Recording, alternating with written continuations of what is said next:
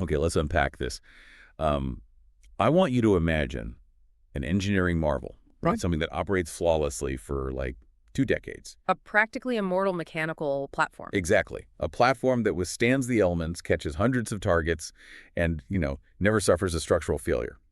Now, imagine that Marvel is actually just a 20-year-old mousetrap. Yeah, it's not exactly the Mars rover. Right. But today, we are cracking open this really fascinating stack of decades-old engineering design logs. It's basically a masterclass in ruthless, elegant troubleshooting. And our mission for this deep dive is to explore what happens when the physical body of a machine is absolutely perfect, but its sensor, its brain, essentially just refuses to survive in the real world. Which is a huge problem. Yeah. And, we're looking at a scenario here that really challenges the whole assumption that elite problem solving only happens in aerospace labs or like Silicon Valley clean rooms. Mhm. The design logs we are analyzing today outline a problem that anyone who builds, codes, or repairs things can instantly understand. It's that feeling when your standard, reliable tools just keep failing and you are forced to iterate under really intense constraints. Yeah, we've all been there. So just to set the scene for you, the physical trap detailed in these logs is incredibly robust. It's this sturdy wire mesh box. It's got a spring-loaded door, and that door is fired by a heavy-duty electromagnet Built like a tank. built like a tank. Hmm. Over 20 years, the cage, the heavy springs, the structural chassis, they have proven virtually indestructible. But the Achilles heel is the tiny electronic sensor required to detect the mouse and actually trigger that electromagnet. Right, the brain. Yeah. And by the time the engineering logs we're looking at were written, this single trap design had already chewed through two completely different sensor systems. Which forces the design team into this relentless cycle of iteration. And to truly grasp the ingenuity of the lateral thinking they employ later in the documents, which gets wild, by the way. We kind of have to start by analyzing what we call the sensor graveyard. The graveyard, yeah. We need to look at the physics of exactly why the conventional methods died. So reading through the notes, the first tombstone in that graveyard is a purely mechanical solution. They deployed a spring trembler switch. A classic. Yeah, looking at the schematics, it's a tiny, delicate, cantilevered spring with a small mass attached to the end, and it sits suspended inside a conductive metal contact ring. So the idea is simple. A mouse enters the trap, its footsteps bump the structure, the spring wobbles, touches the outer ring, completes the circuit, and boom, the door drops. It's a basic vibration sensor. Exactly. The underlying physics just rely on a basic action-reaction threshold. But the fatal flaw emerged almost immediately upon deployment, which was a complete lack of vibration discrimination. Meaning it couldn't tell what was actually shaking it. Right. A mouse walking generates a very specific kinetic signature. But, say, a heavy truck driving by on the road outside, that generates low-frequency seismic waves. Oh, sure. And those waves travel through the ground, up the wooden beams of a barn, and vibrate that exact same trap. Even a stiff breeze hitting the barn walls does the same thing. So the sensor had basically no way to distinguish the targeted footstep of a rodent from, like, the ambient noise of the entire environment. None at all. It was completely hypersensitive. Oh. It was constantly sitting at its natural resonant frequency, just vibrating against that contact ring over every tiny environmental tremor. Which means it's wearing itself out. Exactly. That constant unintended friction meant the delicate beryllium copper parts physically wore out long before their 20-year target lifespan. The design was just far too fragile for the chaotic real world. Okay, so mechanical sensing gets binned. The engineers pivot away from moving parts entirely, and they look toward an optical solution. Right, the high-tech upgrade. Right. The logs show they integrated an infrared beam break sensor. So an emitter shoots an invisible laser beam across the inside of the trap to a receiver. When the mouse crosses the beam, the circuit breaks and the trap fires. It sounds perfect. No moving parts. Completely immune to ambient vibration. Sounds clean, right? On paper, an optical beam is the perfect modern upgrade. Mathematically precise, theoretically immune to the physical degradation that destroyed that trembler switch. But But looking at the intended deployment environment, the logic totally starts to fracture. Because these traps, they don't live in pristine laboratories. no, not at all. They sit in dusty sheds, dirt floor barns, drafty attics. Putting a sensitive infrared optic in an agricultural environment just feels like a fundamental mismatch. Yeah, it really is. It's like if you've ever driven a car in heavy fog and turned on your high beams, you know exactly what happens. The light hits the suspended water droplets and just scatters completely, bouncing back and blinding you. That is a perfect analogy. In a dusty shed, that infrared beam is hitting suspended particulate matter in the air and, settling dust is just coating the lenses. And that scattering effect created two distinct catastrophic failure modes for the optical sensor. Okay, what was the first one? The first is the false positive. As dust drifts through the beam, it scatters the infrared light just enough to momentarily drop the signal below the threshold. Oh, so it tricks the receiver into thinking a mouse is there. Exactly. The electromagnet fires and the trap just snaps shut on thin air. Well, that's useless. And the second failure mode? It's even worse. It's the complete blind spot. The ambient crud and grease from the barn environment slowly builds up this permanent, opaque film over the receiver's lens. So it just goes blind. The sensor becomes entirely occluded. A mouse can literally walk in, eat the bait, and walk right back out because the receiver is so caked in dust it can't register any changes in the light level at all. Unbelievable. So we now have a structurally perfect trap sitting uselessly in a barn. The mechanical trembler wore itself out, crying wolf, and the high-tech optical beam went completely blind. Yep. The standard playbook is officially exhausted. And this is the point in the design logs where the team proposes something that genuinely stops you in your tracks. They pivot to an electrical solution, but not like a standard switch. They design a circuit where the physical body of the mouse itself is required to complete the conductive path. It is a stunning piece of lateral engineering. I mean, they abandon external observation entirely. No watching the mouse, no feeling its vibrations. Right. They decided to integrate the target biological organism directly into a solid-state electronic circuit. The geometry outlined in the schematics is just brilliant. So the entire metal wire mesh chassis of the trap is wired to sit at 0 volts. It acts as the electrical ground. Okay. And inside the trap, the bait is placed on a tiny metal spoon. But that spoon is physically isolated from the grounded cage by a non-conductive plastic standoff. So the spoon is the only live part of the circuit. So consider the sequence of events here. The mouse walks into the trap. It is standing barefoot on the grounded metal floor. Right, meaning the mouse's entire body potential drops to 0 volt. Exactly. It reaches out to take the bait, and the moment its wet mouth clamps down on that live metal spoon, a continuous electrical path is forged. It's crazy to think about. Current flows from the spoon, through the moisture of the mouth, through the biological tissue of the mouse, down through its feet, and into the grounded chassis. The mouse literally becomes a temporary biological wire. A biological wire. And that tiny flow of current traveling through the mouse is routed directly into the base pin of a PNP transistor. Okay, transistor. Which in this context acts as a solid-state gatekeeper. When current is pulled out of its base pin, which is what the mouse is doing by connecting it to ground, the transistor opens the main floodgates and turns on. But the transistor doesn't fire the trap directly, right? The schematic shows the transistor feeding into a component called an SCR, a silicon-controlled rectifier, Yes. which then triggers the electromagnet. Looking at the component specs, it seems like a transistor alone just isn't reliable enough for a heavy mechanical door. It's not. A standard transistor will only stay open as long as the base current is flowing. Okay. So, if the mouse just lightly brushes the spoon for a fraction of a millisecond and pulls back, the transistor turns on, then immediately turns off. So the heavy electromagnet might stutter. The door might only drop an inch before freezing. Exactly. You need a mechanism that commits to the action entirely. An irreversible latch. That is the defining characteristic of an SCR. Internally, it uses a regenerative feedback loop. Once it receives even a microscopic trigger pulse from that transistor, its internal layers latch each other into the on state. So it ignores any subsequent bouncing or stuttering at this point. Right. It locks the power on permanently until the main battery is physically disconnected. It ensures the door slams shut with full force every single time. Okay, reading the notes on this circuit, my first instinct, and probably yours listening to this, is to worry about the safety of running a current through an animal. Naturally. But the mathematical elegance of the design is entirely focused on suppressing that current. They integrated two crucial resistors, a 4.7 megohm resistor and a 100 kiloohm resistor. Those resistors are the unsung heroes of this schematic. They really govern the physics of the entire concept. Yeah.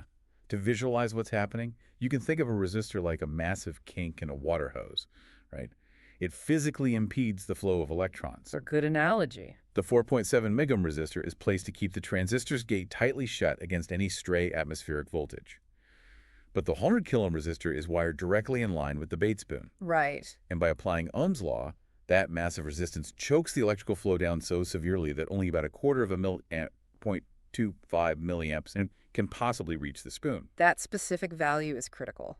To put 0.25 milliamps into perspective, think about the static electricity shock you get when you shuffle across a carpet and touch a metal doorknob. Oh, sure. That static shock carries significantly more current than this circuit. Wow. So the math dictates that the mouse feels absolutely nothing. There is no shock, no pain, not even a tingle. Nothing at all. The animal unknowingly acts as a frictionless, solid-state conductor for a microscopic fraction of a second. It bypasses all the environmental dust that blinded the optical sensor, Yep. and it requires zero moving parts, Huge. completely eliminating the wear and tear of the mechanical trembler. I mean, it's a breathtakingly elegant solution. Here's where it gets really interesting, though. Oh, yeah.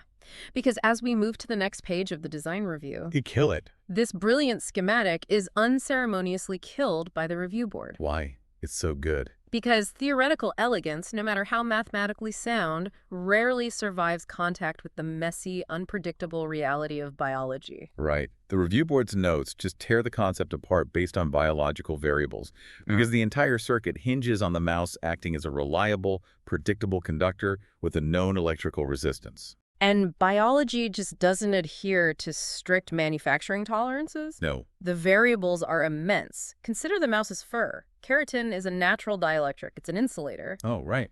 If a mouse with particularly thick fur brushes against the spoon instead of biting it, the circuit just fails. Or what if the mouse doesn't bite the metal with a wet mouth, but instead, bats at the bait with a dry, calloused claw? Yeah. Calluses have massive electrical resistance. Exactly. What is the ambient humidity in the barn that day? Did the mouse just run through a puddle, or has it been nesting in dry straw? All these things change its conductivity. Drastically. The 100 kilo ohm resistor steps the current down to ensure safety, right? But that also leaves an incredibly weak signal. 0.25 milliamps. Right. If the mouse's biological resistance spikes because of dry claws or thick fur, that 0.25 milliamp current drops to a level the transistor can no longer even detect. So the math works beautifully on a chalkboard. But fails instantly in a barn where you cannot control the physical state of your target. Man. So the biological circuit is dead. The team is forced to drop electrical sensing entirely. The logs show them pivoting back to a mechanical solution. But this time, they refuse to measure vibration, which caused the trembler to fail. Instead, they decide to measure absolute weight. Which is a logical next step. They plan to install a floor plate inside the trap. The mouse steps on the plate, its body weight presses down, trips a mechanical microswitch, and the door drops. Simple enough, except... Wait, this introduces a massive foundational physics clash. The logs dive deep into the target specifications here. Let's look at the math. The force math is where it gets tricky. Right. A typical field mouse weighs between 6 and 14 grams. To ensure the trap successfully catches the smaller, lighter juveniles, the engineers determine the sensor must trip at around 8 to 10 grams. 10 grams is the mode of the weight distribution for this specific species. It's the most statistically frequent weight, and it represents a strict Goldilocks zone. If you set the sensitivity too low, say, at 3 grams, a heavy beetle crawling across the plate, or even a seed falling off the bait spoon will trigger a false positive. Right, it snaps shut on a bug. Exactly. 10 grams provides a buffer against environmental debris while still remaining light enough to catch the actual target. So the biological target is 10 grams. But here is the mechanical reality. They plan to use a standard commercial microswitch under that floor plate. And microswitches utilize a rigid beryllium copper leaf spring inside. Which they need to ensure a clean, fast electrical contact that prevents arcing. Sure, but bending that internal leaf spring requires a hard, physical pushing force of 30 to 50 grams. That is a severe hardware incompatibility. Yeah, how do you get 30 to 50 grams of pushing force out of a 10-gram animal? The physics simply don't add up unless you introduce some serious leverage. And the design notes show the engineers absolutely agonizing over this. We see option A, option B, option C. Page after page of them. Just page after page of intricate floor plates suspended on tiny pivot points inside the metal box, attempting to use mechanical advantage to multiply the mouse's weight. That's a massive headache. To understand the frustration in these sketches, look at the principles of a lever. To multiply a 10-gram input into a 50-gram output, you need a 5-to-1 mechanical advantage. Right. That means the effort arm, where the mouse stands, has to travel 5 times the distance of the load arm pushing the switch. But they are building this inside a cramped, rigid metal cage.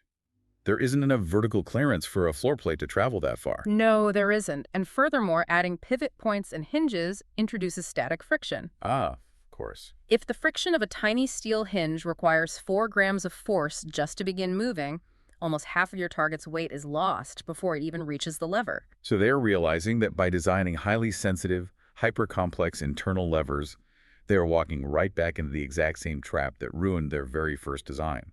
Exactly. They are creating delicate, fiddly mechanics destined to jam with rust and dust. They are trapped, looking deeper and deeper inside the box for a solution. Which sets the stage for what is arguably the most satisfying page in these logs. Ah. When the micro-level solutions fail and the math refuses to cooperate, the team completely shifts their paradigm. They zoom out to the macro level. They propose option D. Option D. It abandons the internal floor plate entirely. It is just a stunning display of redefining the boundaries of the engineering problem. I love this part so much. The engineers decide not to put a sensor inside the trap at all. Instead, they make the entire heavy metal cage the sensor. They turn the trap into a floating scale. Yes. Looking at the schematics for option D, the execution is brilliantly counterintuitive. They take the entire heavy steel body of the trap and suspend it on a heavy-duty counterspring, pivoting on a single exterior axis. What's fascinating here is that the spring is tensioned to hold the dead weight of the trap in perfect equilibrium. Right. Then they take that stubbornly stiff 50-gram microswitch and mount it firmly on the outside of the trap, right beneath the chassis. The trap is essentially a free body diagram floating on a knife edge of tension. The counterspring handles the immense preload of the steel cage. Okay, so when the 10-gram mouse walks into the trap and moves toward the bait, Its weight shifts the center of mass. That microscopic addition of 10 grams is just enough to break the equilibrium, tilting the entire heavy structure downward by a fraction of a millimeter. wow. The massive bottom of the steel cage presses against the external microswitch, snapping it shut.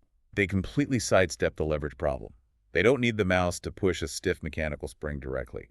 They let the heavy steel box and gravity do all the heavy lifting, using the mouse simply as the tipping point. It's incredibly clever. The switch remains shielded on the outside, and there are no delicate floor plates inside to rust or jam.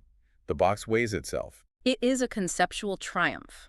However, the engineering logs remain pragmatic about the hurdles ahead. The design is elegant, but the physical tuning is immensely challenging. I can imagine. Balancing a heavy steel enclosure on a spring to a tolerance of 10 grams means you are fighting manufacturing variances in the spring constants and the static friction of the main exterior pivot. It's extremely fiddly to tune. In the notes we have here, the exact tuning specifications are still marked as unresolved. Right. They crack the conceptual physics, but dialing in the real-world manufacturing tolerances is the next massive hurdle.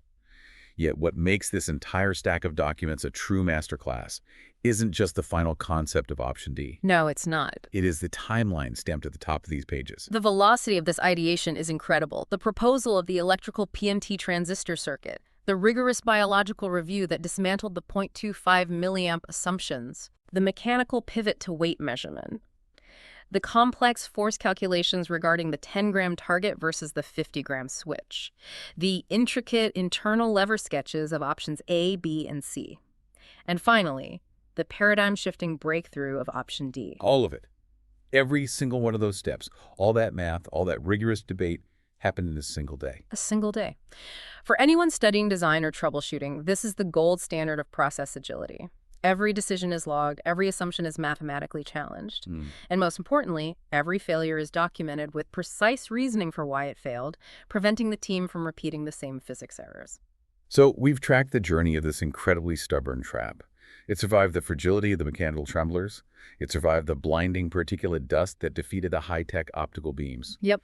It survived a wild, biologically integrated electrical circuit.